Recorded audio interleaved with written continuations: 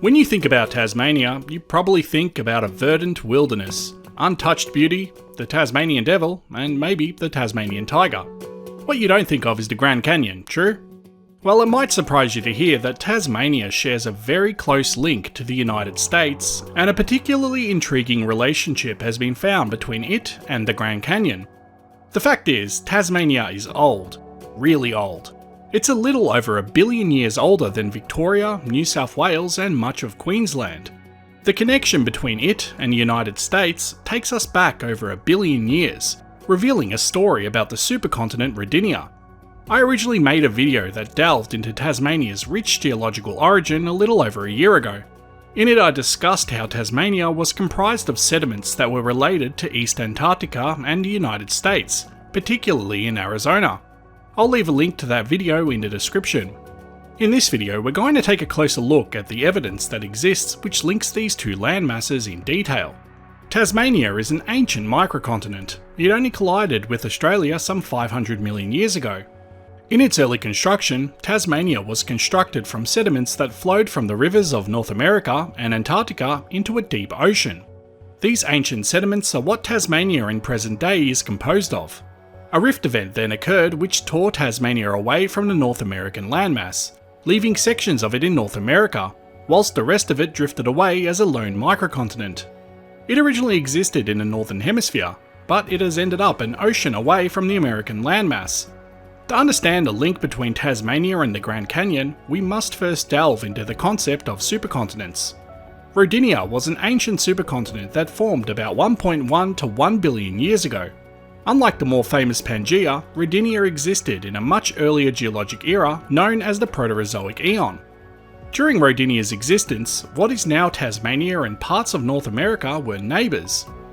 Geological evidence suggests that Tasmania was positioned along the margin of Laurentia, a large landmass that forms the craton or ancient core of present-day southwestern North America. The key to unravelling this ancient connection lies in the study of rocks and sediments from that era.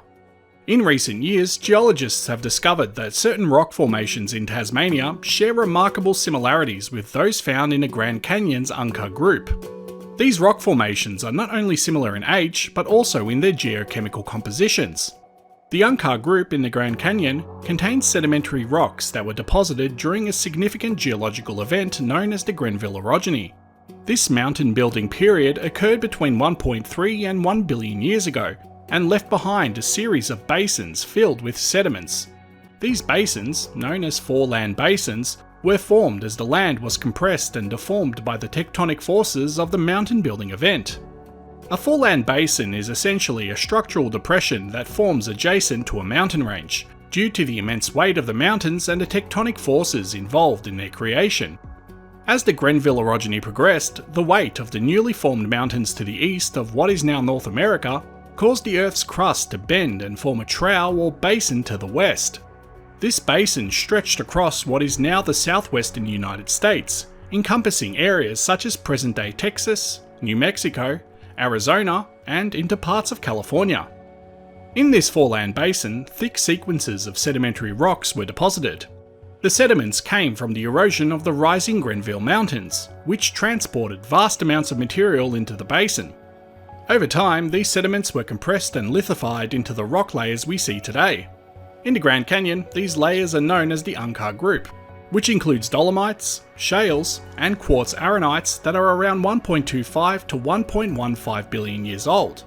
Similarly, in Tasmania, the Rocky Cape group represents a comparable sequence of rocks. The sedimentary layers in the Rocky Cape group mirror those of the Unkar group, both in age and composition. This suggests that during the Mesoproterozoic era, Tasmania was located along the same tectonic margin as southwestern North America and experienced similar geological processes. The tectonic setting that led to the formation of this foreland basin was complex and involved the convergence and collision of continental plates. As these plates pushed together, they not only created mountain ranges but also generated the conditions necessary for the formation of extensive sedimentary basins, like the one that houses the Unkar and Rocky Cape groups. As Rodinia began to break apart, these basins were left as remnants of the ancient geological processes. The discovery of similar rock sequences in Tasmania and the Grand Canyon has provided geologists with crucial insights into the paleogeographic reconstructions of Rodinia and the ancient positions of its constituent landmasses. So in Tasmania, the Rocky Cape Group represents a similar sedimentary sequence, with rock layers that mirror those found in the Unkar Group. Both regions contain an older package of dolomite and shale dating back to around 1.25 billion years ago, topped by quartz-rich sandstone from about 1.15 billion years ago. This stratigraphic similarity provides compelling evidence that Tasmania was once part of the same geological environment as the southwest Laurentian region. But it wasn't only the Tasmanian landmass that has these similarities. Before the recent rise in sea level, Tasmania was connected to mainland Australia, and the island known as King Island was a mountainous peak. But King Island also contains the same Rocky Cape geological group as Tasmania does, showing it was once also connected to North America too. As you can see, the entire island is comprised of this geological group, which isn't surprising as the microcontinent of Tasmania actually stretches into far north Victoria, so it's much larger than the island we know and love. Further evidence comes from the study of zircon minerals, which are used in uranium-lead dating to determine the age of rocks. This method is one of the oldest and most reliable dating techniques, often used to date ancient rocks and geological events. These minerals also carry isotopic signatures that reveal information about the rock's origins. In both the Unkar and Rocky Cape groups, zircon analysis indicate derivation from a crust dating back 1.8 to 1.4 billion years ago, similar to the basement terrains in southwest Laurentia. The presence of these similar rock formations on opposite sides of the world suggests a fascinating geological history.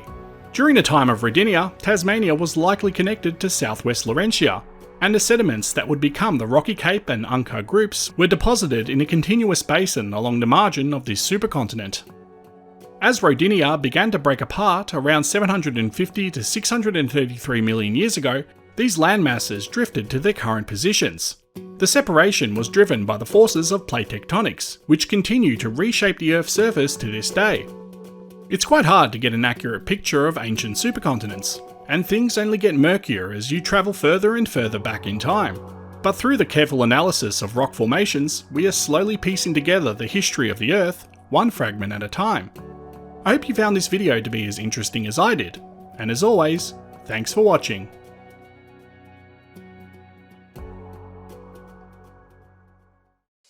Australia's southern coastline harbours a geological wonder, often overlooked due to its location beneath the ocean's surface.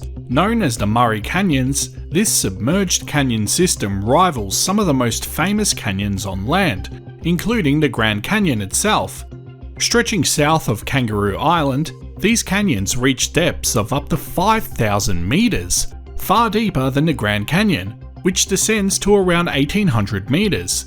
These underwater giants were not carved by the wind or glaciers but by the ancient forces of the mighty Murray River and fluctuating sea levels over millennia. The Murray River, Australia's longest and arguably most iconic river, plays a vital role in shaping the landscape, history and ecology of southeastern Australia. Stretching over 2,500 kilometres, it forms the lifeblood of the Murray-Darling Basin, one of the country's most productive agricultural regions. With an estimated age of over 60 million years, the Murray River has witnessed dramatic geological transformations. From tectonic shifts to sea level changes, its ancient waters have carved deep canyons, sustained ecosystems, and supported human civilizations for thousands of years, making it a key feature in Australia's natural and cultural heritage. The Murray Canyons were first discovered by Australian geologist Reg Sprigg in 1947 during a survey conducted to explore the geology of the southern Australian coast. Sprigg identified the submarine canyons, which were eventually named after him, through soundings and other geological surveys. These canyons cut deeply into the continental shelf of South Australia, a unique feature stretching down to 5 kilometres in depth. The Murray Canyons provide more than just a glimpse into the region's geological past. They also represent a crucial record of how the Earth's climate and sea levels have fluctuated throughout the Quaternary period. As detailed in the research, sediment cores from the area show clear records of sea level changes, ancient climates, and even the fluctuating flow of the mighty Murray River during glacial and interglacial periods. Although the modern-day Murray River appears placid and far removed from these submerged landscapes, its ancient form was far more powerful. During periods of low sea level, particularly during the last glacial maximum, around 20,000 years ago, the Murray River flowed directly to the edge of the continental shelf, where it carved deep canyons into the seabed. These channels are what we now recognise as the Murray Canyons. During the last glacial maximum, sea levels were up to 125 metres lower than they are today, allowing the Murray River to extend much further south. Sediment cores taken from the Murray Canyon area reveal that the river transported vast amounts of sediment into the canyons during these low sea levels.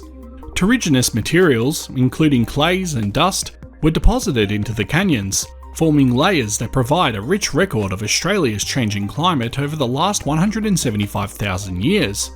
The river's influence waned when sea levels rose, and its mouth retreated inland, cutting off the sediment supply to the canyons. Tectonic activity also played a significant role in the evolution of the Murray Canyons. The southern margin of Australia is tectonically active, with shifts and uplifts affecting the course of the Murray River. Over time, these tectonic forces created barriers, forcing the river to change course and cut new channels. One such event was the formation of the Cadell Fault, which is something I'll be making a video on very soon. It created the modern course of the river and contributed to the complexity of its paleo drainage. Fascinatingly, the river system during the Quaternary period did not just consist of the Murray. Researchers have discovered that a second river, known as the Paleo River Vincent, likely flowed into the same canyon system during earlier glacial periods. This river, which drained the dry Gulf of St. Vincent, contributed additional sediments, including smectite clays and kaolinite, that were carried into the deep canyons. The presence of these materials indicates how the river system shifted and responded to both tectonic and climatic changes. Sediment cores from the Murray Canyon area have provided invaluable insights into Australia's late Quaternary climate history. The cores contain evidence of the alternating dominance of river and wind-blown sediments, reflecting shifts between glacial and interglacial climates. During periods of low sea level and increased aridity, such as the last glacial maximum, the river deposited large amounts of smectite-rich clays into the canyons. During warmer, wetter interglacial periods, when sea levels were high, aeolian dust dominated the sedimentary record, indicating reduced river flow and increased wind activity. The sedimentary record also reveals how sea level fluctuations influenced the position of the Murray River's mouth. During the last glacial maximum, the river's mouth was much closer to the canyon area, allowing large amounts of terrigenous sediments to be deposited directly into the deep ocean. As sea levels rose, the river's influence diminished, and wind-blown sediments became the primary contributors to the canyon area. Today, the Murray Canyon remains hidden beneath the waves, but modern technology allows scientists to explore these underwater landscapes in unprecedented detail. High-resolution swath mapping and coring, such as those conducted during the OzCan cruise in 2003, have revealed the intricate structure of the canyons, as well as their rich geological and climatic history. Apart from their geological significance, the canyons are also crucial to understanding the oceanographic processes along Australia's southern margin. The canyons serve as conduits for deep water currents, including the cold Antarctic intermediate water and circumpolar deep water, which flow through the region. These water masses play a vital role in global ocean circulation and influence marine ecosystems along Australia's southern coast. The Murray Canyons also serve as a historical archive of Australia's fluctuating climates, offering insights into how the continent's environment responded to past periods of glaciation and warming. As researchers continue to study these canyons, they hope to uncover more details about how the region's ecosystems and climate have evolved, shedding light on future environmental changes. The Murray Canyon represents one of Australia's most remarkable but hidden natural wonders. Carved by the ancient Murray River and shaped by tectonic forces and fluctuating sea levels, these canyons offer a glimpse into the dynamic processes that have shaped Australia's landscape over millions of years. From their discovery in 1947 to the detailed studies conducted today, the Murray Canyons continue to captivate scientists and explorers alike, reminding us of the power of nature and the ever-changing face of the Earth. You can actually see these canyons on Google Earth, and it's definitely worth taking a look at them. With continued exploration, the secrets of Australia's submerged Grand Canyon will further reveal the fascinating history of the Murray River and the ancient landscapes of the southern continent. These underwater canyons are a proof to the dramatic forces that have shaped the Australian landmass and will continue to inspire new discoveries in the future. Before I end this video, I just want to thank everyone for subscribing to the channel. We have hit 100,000 subscribers and I'm absolutely stoked and over the moon to have reached this milestone. I intend on continuing this journey of discovery, and in the coming years this will involve travel to new areas to document the fascinating geology and mineralogy of our planet. Thank you again for being along for the journey. I appreciate each and every one of you. I hope you found this topic about the Murray Canyons to be as fascinating as I did, and as always, thanks for watching.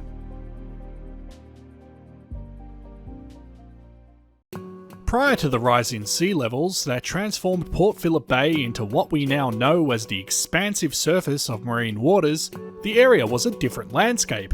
During the last glacial period, when global temperatures were much cooler and enormous quantities of water were locked up in giant ice sheets, sea levels were lower. And what is now the floor of the bay was dry and landlocked. That means it probably looked much like a plain, with a unique biodiversity, but one that was by no means static.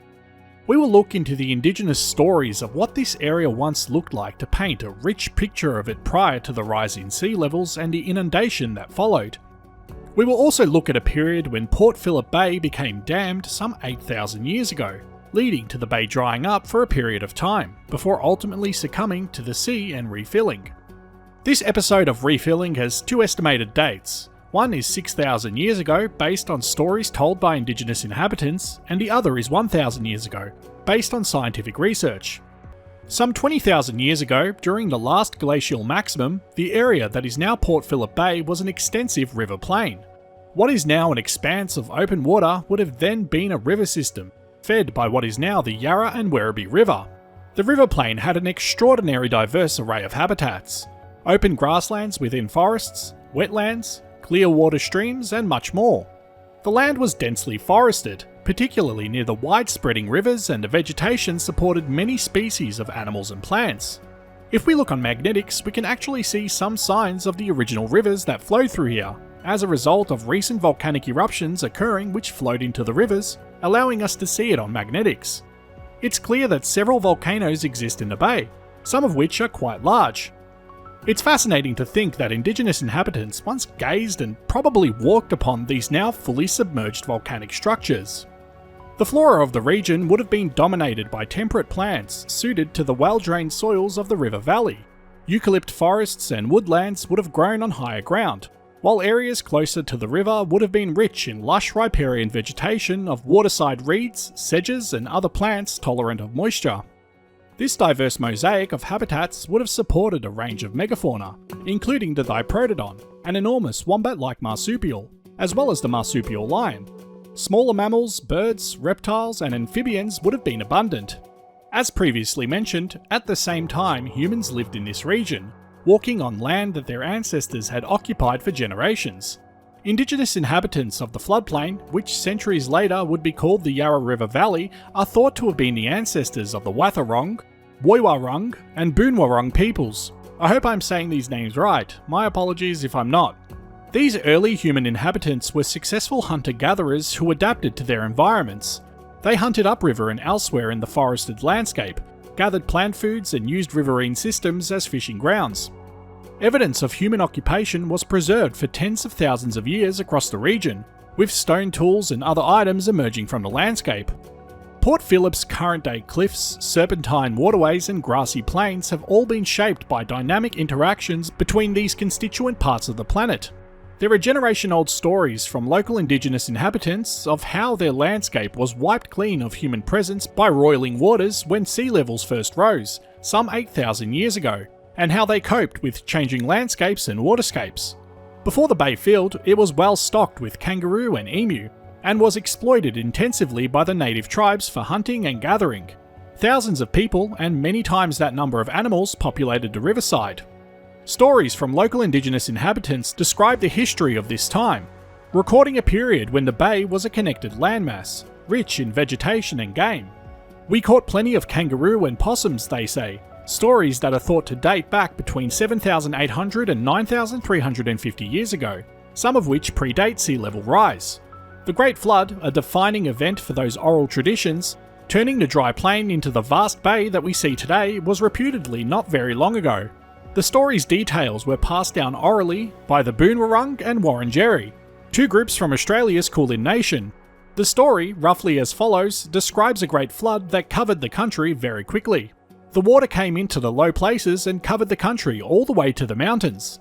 The mountains were higher than the water, but grew lower day by day. Then what covered the country became a bay. When the Earth started warming worldwide around 12,000 years ago, temperatures soared enough for the glaciers to begin to melt. Their ice masses started to diminish, causing the sea level to rise incrementally. It would take millennia for the water to swamp the river valley. Slowly, the rising waters would drown the valley lowlands, transforming the landscape. The first affected areas flooded, making the sea level rise by pooling up into lakes and swampland. By roughly 8,000 years ago, the seas were rising high enough that they began to fill the river valley more consistently, with a proto-bay forming. But it didn't happen all at once. Sandbars and natural barriers periodically prevented the influx of seawater, isolating bodies of water and marshy environments. In the wake of the flooding, the new bay presented a wholly new set of problems and opportunities. The fertile hunting grounds had become an aquatic environment. Tribes adopted fishing and coastal foods to meet their subsistence needs and began to tell traditions that reflected the new landscape. Research led by Dr. Guy Holgate from Melbourne University in 2011 indicated that the bay's entrance was blocked by a sand and silt buildup, estimated to have occurred 8,000 years ago, which cut it off from the Bass Strait. This blockage resulted in the bay being mostly dry except for a small salty lake in the middle. Indeed, several clear-cut Western scientific studies have verified the wisdom of these oral histories, showing how the sandbar at the entrance of the bay broke through about 1,000 years ago, rapidly filling up like the indigenous stories tell. This breach was presumably the result of natural processes, storms, erosion, and maybe an earthquake. The flooding of Port Phillip Bay when the blockage was breached would likely have been a dramatic and relatively rapid event. The water from the ocean would have flowed into the bay with considerable force. The difference in water levels between the ocean and the bay would have created a strong pressure gradient, driving the water rapidly through the breached barrier. The new sea put its waters very quickly to the ends in which they now come. Given the bay's topography, this would mean that the lowest points would flood first, with water spreading outwards and upwards to fill the entire basin. Port Phillip Bay has a relatively shallow depth compared to other bays and harbours around the world. But with that being said, if you were standing at the lowest point of the bay prior to it being inundated with water, the areas all around, including the Melbourne CBD, would appear to look like mountains from that low point, which fascinates me. To put this in perspective, imagine standing in a location that is 24 metres below sea level, which is the deepest point of the bay, and Melbourne CBD would be at an elevation of 31 metres above sea level. The total elevation difference would be 55 metres, making the CBD appear as a considerable height from the deepest point of the bay. This elevation difference would indeed give the impression of Melbourne CBD and its surrounding areas as elevated landforms, similar to how hills or small mountains might appear when viewed from a low point. For much of this transitional time, the Port Phillip Bay landscape was an intricate mixture of aquatic and terrestrial environments. There was an extensive system of freshwater lakes, marshes, and wetlands in the river valley, making for an overall highly diverse assemblage of habitats. This was an area with extraordinarily high biodiversity. Bird life was especially prolific, and the surrounding waters served as a dreamscape, supplying a substantial harvest for the original inhabitants. This also meant, over the course of many thousands of years, that the ecosystems of the river valley had to change, as both plants and animals were able to migrate higher. The humans who lived in the foothills would undoubtedly have adapted their lifestyle in some way over time, adapting their hunting and gathering to the changing resources of a landscape becoming ever more submerged. Prior to sea level rise, Port Phillip Bay was a dynamic river valley shaped over millennia into one of the most significant river valleys in Australia. Animals, plants, megafauna, and some of the earliest human inhabitants lived in this landscape before sea levels slowly crept north and increased. Meltwater from the end of the Ice Age glaciers inundated the river valley first as a series of freshwater wetlands, then constantly saline or brackish marshes, before gradually becoming the marine bay that it is today. I hope you enjoyed this look back into the formation of Port Phillip Bay as much as I did, and as always, thanks for watching. Macquarie Island, a narrow windswept ridge of land in the Southern Ocean claimed by Australia, is a place like no other on Earth. Located about halfway between New Zealand and Antarctica, this UNESCO World Heritage Site is a geologist's dream come true. Rising starkly above the waves, Macquarie Island is the only location where oceanic crust and mantle rocks are actively being thrust above sea level within an active oceanic setting. While other areas expose fragments of the ocean floor, Macquarie Island reveals a deeper, more mysterious layer, rocks from the Earth's mantle itself, which typically lie 30 to 100 kilometers beneath the ocean floor. These rocks have been uplifted to the surface by complex tectonic forces that continue to shape the region today. Unlike most islands, which are formed by volcanic eruptions or built from continental rocks, Macquarie Island is made entirely of oceanic crust and upper mantle materials. This setting allows for direct study of oceanic crust and even deeper mantle materials, providing a rare and unaltered view into the composition and processes occurring deep within the Earth. By exposing rocks from tens of kilometers beneath the surface, Macquarie Island offers valuable insights into mantle dynamics, tectonic forces, and the way new crust forms and evolves, revealing geological processes typically hidden beneath kilometers of ocean. Macquarie Island sits atop the Macquarie Ridge, an oceanic to oceanic transform fault, where the Pacific Plate and Indo-Australian Plate, both composed of oceanic crust, meet. Here, the plates don't just slide past one another, they also compress together due to the oblique angle of their convergence, with the Pacific Plate moving westward and the Indo-Australian Plate moving northward. This combination of right lateral strike-slip motion and compressional forces creates what geologists call a transpressional transform fault. This tectonic regime results in significant uplift of oceanic crust and mantle rocks, raising them above sea level to form Macquarie Island. Macquarie Island is the only place where these rocks are exposed directly within an active oceanic plate boundary. To understand Macquarie Island's formation, we must go back tens of millions of years, to a time when the Pacific and Indo-Australian plates were part of a much larger tectonic story. The island's origins can be traced to the late Cretaceous through to the early Cenozoic, a period when the region was undergoing significant changes. Around 83 to 55 million years ago, Zealandia, a mostly submerged continent now lying east of Australia, began to rift away from Australia, resulting in the formation of the Tasman Sea. I've made a video on the formation of the Tasman Sea and you can find a link to that in the description below. Seafloor spreading at mid-ocean ridges drove the formation of new oceanic crust, which contributed to the growth of tectonic plates including the Pacific Plate.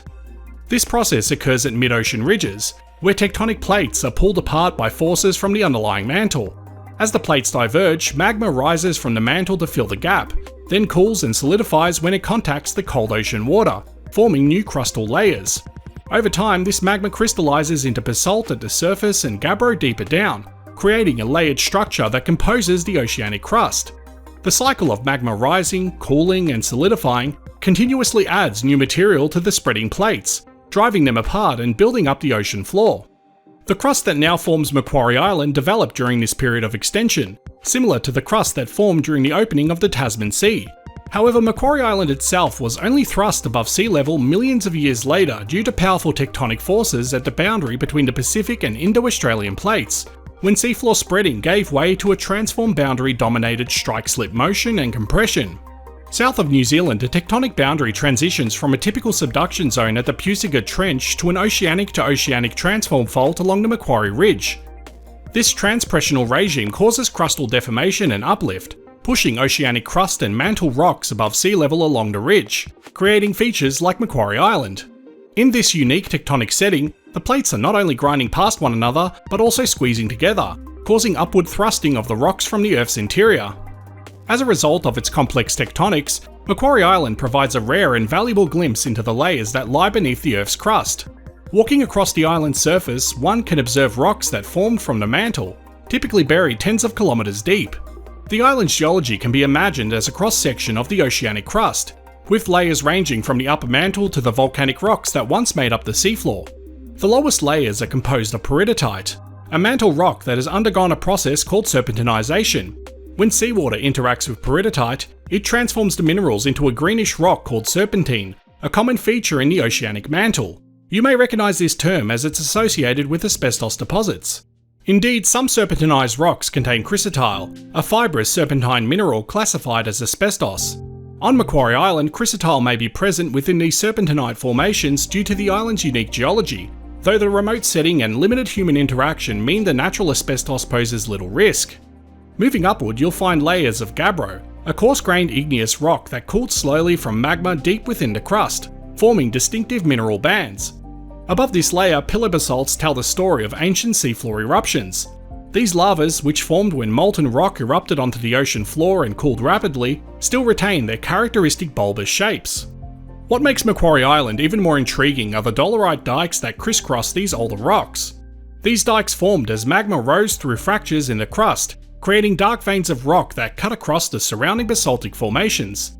The dikes can be found throughout the island, hinting at the complex magmatic activity that took place beneath the seafloor. Today, the Macquarie Ridge complex is a dynamic zone of seismic activity. Frequent earthquakes, sometimes reaching magnitudes of 8 or higher, are evidence of the powerful tectonic forces at work. Geophysical studies show patterns of seismicity consistent with right lateral strike-slip faulting, punctuated by compressional features such as uplifted blocks and faulted rock layers. Macquarie Island isn't just an isolated landmass, it's a natural archive of tectonic history, offering a snapshot of processes that shape the Earth's crust. Studying the island provides critical insights into the nature of transform and transpressional boundaries. Most oceanic crust lies kilometres beneath the waves, hidden from view, but on Macquarie Island you can touch and examine rocks from the mantle itself. The island serves as a window into the tectonic forces that continue to build mountains, trigger earthquakes, and shape continents. Beyond geology, Macquarie Island is an ecological treasure. Its rugged landscape, formed by tectonic upheaval, is home to unique wildlife, including penguins, seals, and seabirds. The island's marine surroundings teem with life, sustained by nutrient-rich waters that are stirred up by the ocean's interaction with the ridge. These ecosystems are intertwined with the island's geological story, creating a natural laboratory where geologists and ecologists alike can study the interplay of life and land. In summary, Macquarie Island is a place of raw and rugged beauty, born from the collision, compression, and lateral motion of the Earth's tectonic plates. It represents a rare geological environment where mantle rocks have been thrust to the surface, exposed to the air for the first time in their existence. In the grinding and lateral movement of the Pacific Plate against the Indo-Australian Plate, we see the forces that have shaped continents and oceans, thrust mountains skyward, and created deep oceanic trenches. Walking along the cliffs of Macquarie Island, you're standing on rocks that were once deep beneath the ocean floor, now part of an island continuously moulded by Earth's relentless energy. In this desolate place, we find not just an isolated island, but an example of the dynamic forces that have shaped our planet over eons. Macquarie Island remains a site of fascination and wonder, a rare and unique glimpse into the hidden depths of Earth, and a reminder of the incredible power that lies beneath our feet as massive slabs of tectonic plates grind together, driven by the relentless forces of Earth's mantle. Hope you found this topic to be as interesting as I did. Consider liking the video and subscribing if you'd like to see more content just like this. And as always, thanks for watching. Before I end this video, I'd like to give a big shout out to my Patreon and YouTube members. Thank you so much to everyone that helps to support this channel.